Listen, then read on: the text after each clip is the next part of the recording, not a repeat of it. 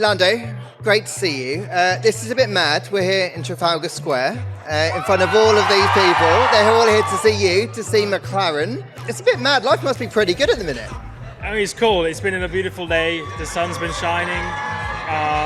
You've seen a lot of our supporters, a lot of our fans. This is not a Formula One event. This is a McLaren event, which makes it a lot more special. Middle of London, Trafalgar Square. So it's been amazing. But hopefully not just for us. It's been cool for us, but hopefully more for them to have a nice day out. So pretty amazing. Can you believe it's been 8 years since you first joined this McLaren family? That you've been part of them, growing up from development driver to test driver to race driver to world title contender. How cool is that? I know, yeah. It feels weird when you say it like this, but it's actually been a long journey.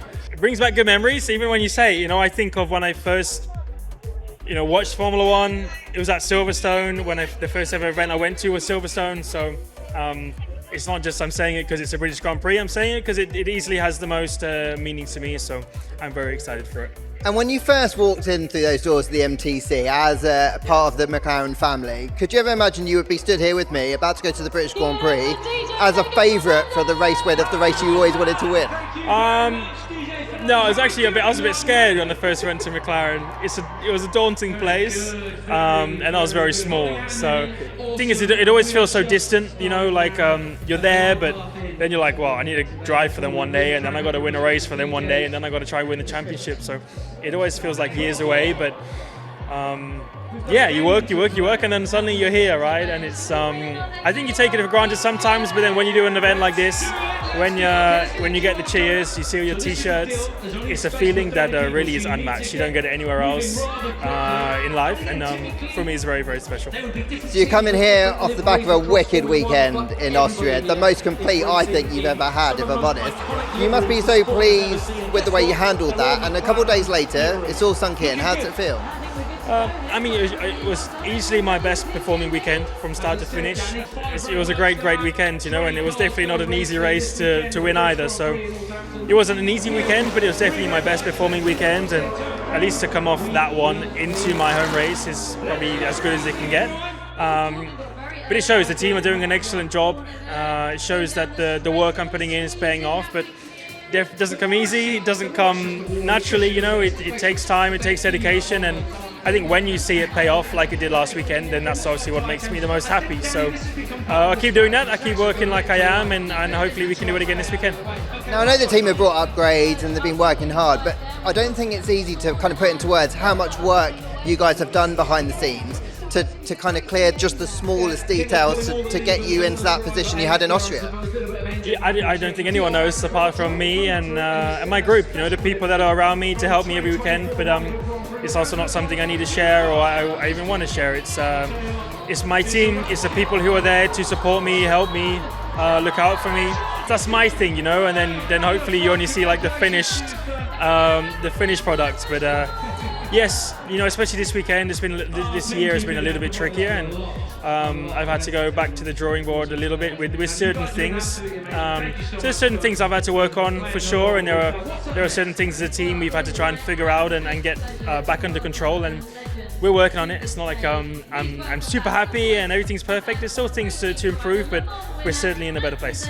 And you're heading up to Silverstone, obviously, after this event, your home race. I think you've had second, third, fourth, fifth, and sixth. So obviously, there's one missing piece there, isn't there? What are the chances this weekend? I mean, it's a plan. I don't know what the chances are. It's a plan, right? Chances of rain are high. That's all I really know. But when you look at our form over the last few months or this year, when you look at where we've been good, where we've struggled a little bit more, Silverstone definitely fits into one of the better ones. So, it's another weekend.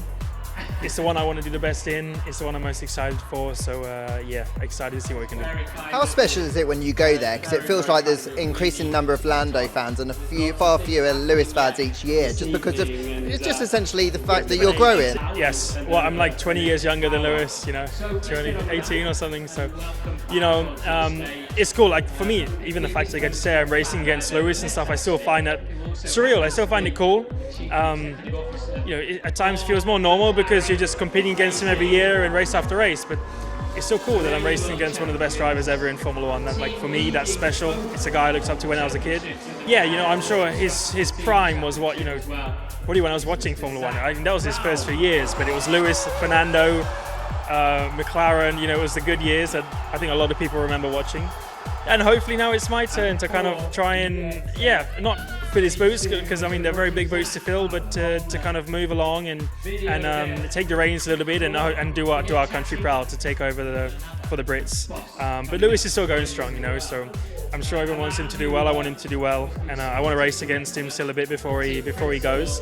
But yes, we always want to do well for the Brits. We want to put on a good show and do them proud, and that's what we're planning to do. How are you finding being a title contender? You got a taste of it last year, I felt. This year, you're really in the thick of it. How are you finding it? I mean, it's in some ways, the more normal you try and make it feel, the better. You don't want it to make you feel anything different. You don't want it to make you feel like there's more pressure, less pressure. You just want it to do. You want to forget about it, basically. You want to just think, okay, another race weekend today or this weekend. How can I be pole? How can I win a race? And what does it take to do those things? So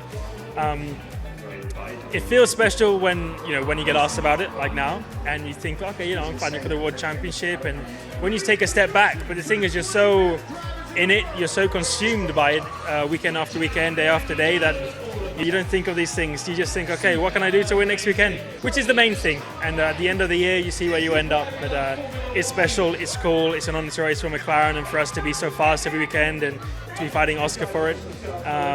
It's what we want as a team. So I'm more than happy, but it's tough. It's tough at the top.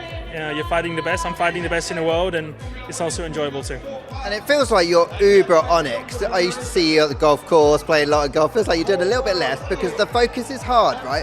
To win the world title, you have to give it everything.